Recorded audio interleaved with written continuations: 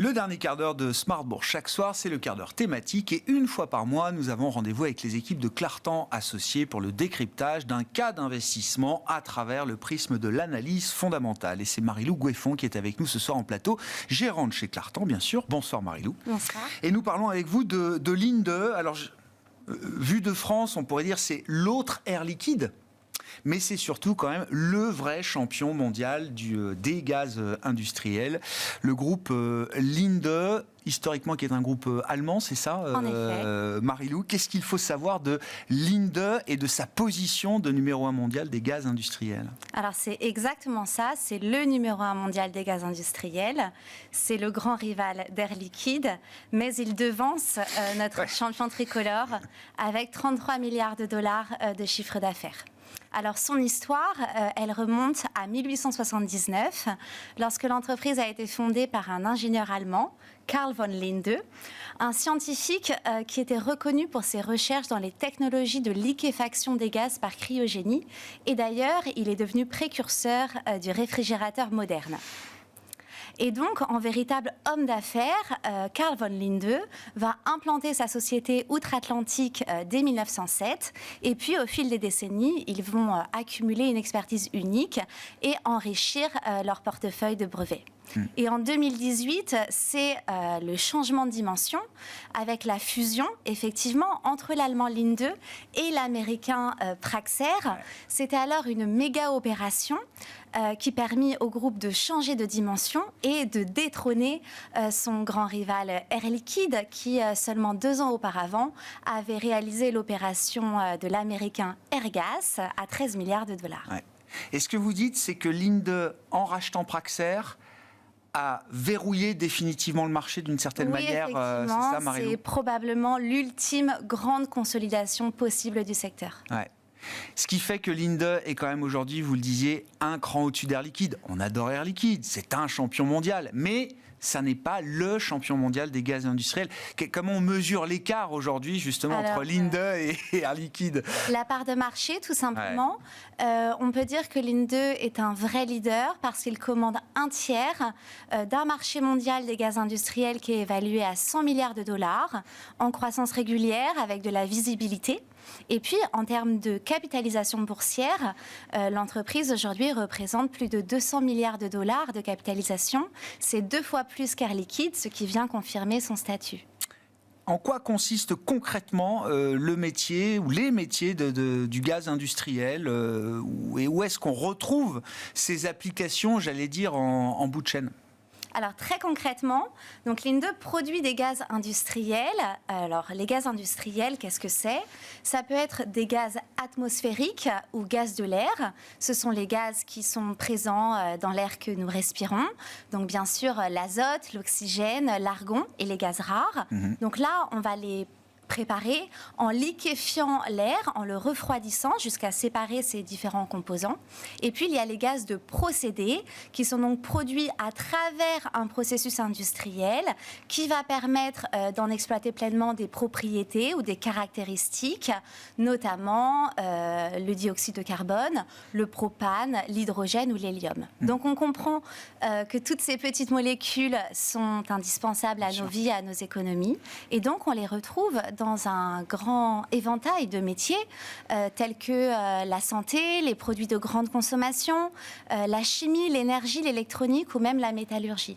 Donc peut-être pour donner 3 exemples très concrets, en électronique, on va utiliser des gaz vecteurs ultra purs comme de l'azote de très haute pureté pour produire des semi-conducteurs performants. On utilise également dans le raffinage de l'hydrogène pour réduire le taux de soufre des carburants. Et puis dans la santé, on fournit de l'oxygène, mais aussi du protoxyde d'azote pour les salles d'opération. Ouais. On comprend que ces gaz sont partout, les applications sont multiples et qu'on est vraiment au cœur de l'économie réelle, enfin de l'industrie au sens le plus tangible du terme. Marie-Lou, c'est ce qui fonde pour vous le cas d'investissement, c'est là où on arrive à quand même capter, créer le plus de valeur également quand on regarde ce segment-là des gaz industriels? Alors effectivement, c'est une industrie qui est très intéressante. C'est une industrie d'avenir où le produit est absolument critique pour le client. Je dirais qu'en plus, l'intérêt de l'investissement, il réside dans la structure du marché. Parce qu'on a ici un paysage concurrentiel oligopolistique qui est concentré autour de 3 acteurs principaux. Donc on peut parler d'une certaine discipline de prix.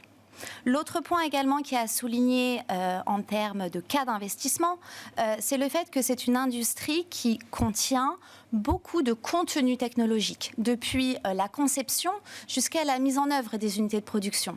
Et on apprécie également le fait qu'il y ait beaucoup d'intensité capitalistique dans ce métier, parce qu'il faut des infrastructures dans les grands bassins industriels. Il faut une organisation mondiale en réseau avec des capacités de production locales. Il faut une densité de services et puis une intensité énergétique élevée. Donc ça, ce sont de très fortes barrières à l'entrée. Et je comprends que ce sont des activités qui sont un peu décorrélées du cycle économique d'une certaine manière. Oui, Marie-Lou ? tout à fait. C'est également un point fort de cette industrie et du dossier en particulier. C'est cette diversification entre les métiers, entre les géographies, entre les clients et les applications, avec des synergies entre ces différents éléments. Et puis également, la structure des contrats est très avantageuse. On a des contrats à très long terme. On parle de 15 à 20 ans pour les très grands sites. On parle de 3 à 7 ans pour la partie marchand. On a également des clauses que l'on appelle take or pay, c'est-à-dire des clauses avec des volumes minimaux garantis, et puis des clauses d'indexation sur les prix de l'énergie. Donc finalement, c'est un métier qui est performant, qui est également assez défensif. Et lors de la crise Covid en 2020, les ventes de Linde ont reculé de seulement 3%. C'est incroyable. Alors moi, j'ai regardé juste le graphique boursier et il y a une régularité, c'est au plus haut quasiment, je crois aujourd'hui, Linde. Oui, il y a une régularité dans la croissance du titre en bourse qui est spectaculaire. Ça se retrouve dans les performances. Est-ce que c'est le reflet d'ailleurs des performances opérationnelles de Linde ? Pourquoi Linde spécifiquement pour pas faire le match Air Liquide, mais pourquoi est-ce que vous avez choisi Linde effectivement plus qu'un autre ? Alors, je rebondis déjà sur votre point sur le parcours boursier. Il est manifeste qu'en fait, sur 30 ans, Linde, le parcours en bourse, c'est en moyenne 15% par an. Contre 10,5% pour Air Liquide. Maintenant, très spécifiquement, si on rentre dans les atouts de ce cas d'investissement Linde, le premier point, c'est une compétitivité opérationnelle qui est objectivement excellente, comme en témoigne la dernière publication du 3e trimestre 2023. On avait alors une marge opérationnelle qui a atteint 28% et un retour sur capitaux employés qui était de 25%. Et encore une fois, si on regarde sur le très long terme, on se rend compte que Linde a été en capacité de surperformer son industrie, son groupe de concurrents. Donc si on regarde Air Liquide, également Air Products ou le japonais Taiyo Nippon, on se rend compte qu'en termes de croissance des ventes, Linde, c'est une croissance des ventes de 9% en moyenne sur 30 ans. La compétition, c'est 6%. Pour la partie bénéfices par action, on est sur 11% pour Linde contre 8% pour la compétition. Et pour le dividende, c'est une croissance de 13% par an contre 9% pour le groupe de concurrents. Donc on a là vraiment une puissance de frappe qui est manifeste. Et je rajouterais que le plan financier de Linde pour l'avenir, c'est une croissance de son bénéfice par action de 10% par an pour les prochaines années, en sachant que l'année dernière, ils ont communiqué sur 14 à 15% de croissance des bénéfices. D'accord. Dans la vision stratégique du groupe, effectivement, qu'est-ce qui pourrait être un relais de croissance supplémentaire ? Qu'est-ce qui va attirer justement peut-être de l'activité supplémentaire pour Linde dans les prochaines années ? Alors, bien entendu, c'est un groupe qui est résolument tourné vers l'avenir, avec de nombreux projets dans le thème de la clean energy, de la décarbonation. L'hydrogène bleu et vert est très bien représenté dans le carnet de commandes. D'ailleurs, cette partie-là du métier sera favorisée par l'Inflation Reduction Act aux États-Unis. Et c'est vrai qu'à l'image de cette figure de chef de ligne, le CEO du groupe, donc son patron, a été nommé coprésident du Conseil mondial de l'hydrogène. C'est une boîte américaine aujourd'hui, Linde ? On peut dire qu'elle a une culture assez américaine. En témoignent les réguliers programmes de rachat de titres. Un grand programme de 15 milliards de dollars a été annoncé à l'automne, ce qui a été salué par les investisseurs. Et puis, le transfert de la cotation depuis la bourse de Francfort vers la bourse de New York l'année dernière souligne également le fait que la société a une empreinte américaine. Il faut le dire, c'est une nouvelle qui m'avait profondément marqué quand Linde a annoncé qu'il allait quitter le DAX, ce qui a été donc fait aujourd'hui, pour ne garder qu'une seule cotation principale sur le New York Stock Exchange. Alors évidemment, il y a eu l'opération avec Praxair, comme vous le disiez, 2018-2019, qui donne une jambe américaine très, très forte. Mais Linde, au moment où il quitte le DAX, c'est la première capitalisation boursière en Allemagne. En effet, c'est exactement donc, ça. Donc il fallait se mettre en tête, c'est comme si Total Energy et LVMH, pour nous à Paris, décrétaient, non, moi, je serais coté à Hong Kong ou je serais coté ailleurs. Enfin, voilà, dans l'esprit des Allemands, je pense que ça a été quand même aussi un événement. Oui, précisément. Et on peut également souligner le fait que lorsque la fusion a eu lieu, c'est Monsieur Angel, qui était patron de Praxair, qui a pris la direction du groupe. Oui, c'est ça. Ouais. Comment est-ce que vous gérez la position chez Clartan? Alors, il est dans le fonds Clartan Valeur, c'est ça, le titre Linde. Quelle place a Linde dans le portefeuille? Alors, dans notre fonds Clartan Valeur, nous avons initié la position Linde en mars 2022. On était alors à moins de $300 pour un titre qui, effectivement, aujourd'hui cote un peu plus de $400.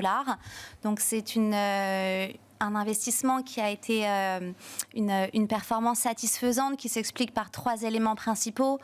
Tout d'abord, c'est une grande fiabilité de la communication financière. Deuxième point, ce sont des résultats de qualité, évidemment. Et puis, le troisième élément, ce sont aussi de multiples relèvements consécutifs de ces objectifs financiers au cours des 18 derniers mois. Donc, nous maintenons une position, je dirais, de fonds de portefeuille dans Clartan Valeur parce que nous apprécions beaucoup ce dossier qui combine des qualités rares, à la fois beaucoup de visibilité, de la qualité évidemment, de la régularité et puis de la croissance des revenus et des résultats et une capacité à nous offrir une certaine endurance à travers les cycles. Merci beaucoup Marie-Lou, merci d'être venue évoquer pour nous le dossier Linde et donc ces métiers du gaz industriel avec le champion et le numéro 1 mondial des gaz industriels. Marie-Lou Goueffon, gérante chez Clartan Associés, qui était l'invitée de ce quart d'heure thématique de Smart Bourse ce soir.